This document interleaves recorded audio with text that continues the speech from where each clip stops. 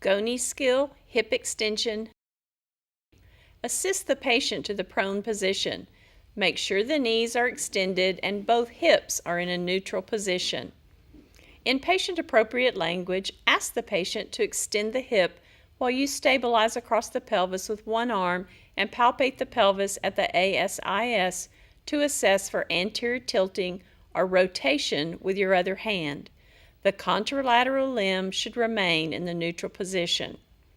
Support the lower extremity and passively extend the hip to end range while maintaining the knee in extension throughout the movement to reduce tension in the rectus femoris. While stabilizing the pelvis to prevent anterior tilting or rotation, assess the end feel of the joint, which should be firm because of the tension in the anterior joint capsule and the iliofemoral ligament. Tension in various muscles of the hip, such as the iliopsoas, sartorius, and tensor fascia lata, among others, may contribute to the firm end feel. You are now ready to measure the joint range of motion. Make sure you expose the bony landmarks you will be using. Recall the technique taught in lab to identify the greater trochanter. Align the stationary arm with the lateral midline of the pelvis. Align the movable arm with the lateral midline of the femur using the lateral epicondyle as a reference.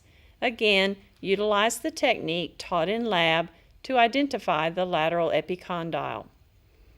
Ask the patient to perform hip extension as previously, maintaining alignment throughout the entire range of motion and observing the pelvis for any extraneous movements.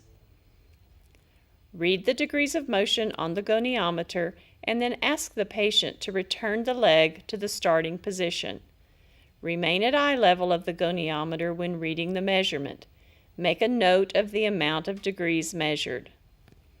Measure twice. If the measurements are off by greater than 5 degrees, take a third measurement. Take the average of the measurements and document it in the patient's chart.